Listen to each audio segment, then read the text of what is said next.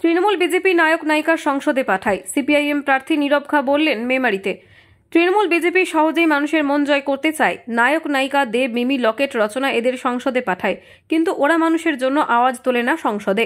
আমরা বামপন্থীরা ছাত্র রাজনীতি করে লড়াই করি, মানুষের অধিকার দাবির কথা সংসদে তুলে ধরি।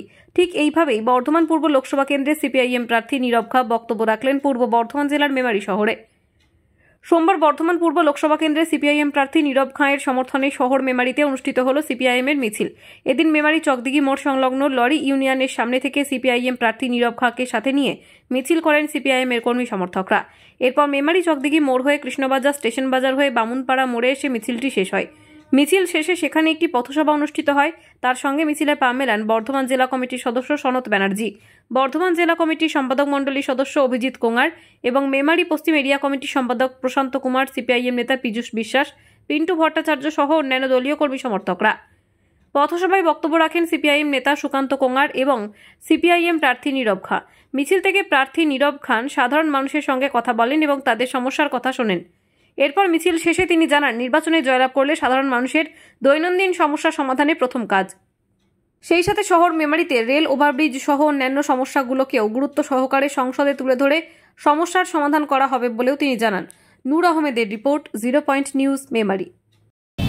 আজকে দেখবেন তৃণমূল এবং বিজেপি মানুষের মনটাকে যাতে সহজে জয় করা যায়, এইটা হচ্ছে ওদের কায়দা। কোথায় দেব, কোথায় লকেট চট্টোপাধ্যায়, কোথায় মিমি, কোথায় হচ্ছে আরো এই সমস্ত যে সিনেমা আর্টিস্ট গুলো দিয়ে সন্ধ্যা রায়, তাদেরকে দাঁড় করিয়ে দিয়ে ওরা মানুষের মনটাকে ভুলিয়ে দেওয়ার চেষ্টা করে এবং মানুষ ভুলে যায় যথারীতি বিগত যে বিধানসভা বলুন লোকসভা বলুন তাতে মানুষ ভুলটা করেছিল। কিন্তু আমরা বামপন্থীরা সেই নীতিতে বিশ্বাস করি না, কারণ মিমি বা লকেট এরা গিয়ে কখনো সংসদে গিয়ে আপনার জন্য একটা দিনের জন্য গলা ফাটাবে না।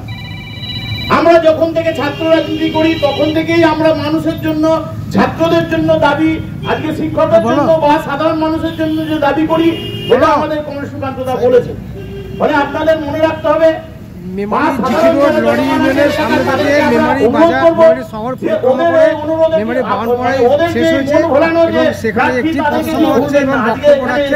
আপনার ভোটটা নিয়ে তারপর থেকে তিনি আর এই এলাকায় পায়ে রাখবেন।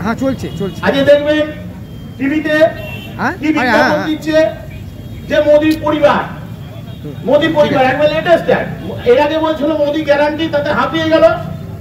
তার আগে রাম মন্দির করলো, তাতেও হাঁপিয়ে গেল, মানুষ খাচ্ছে না।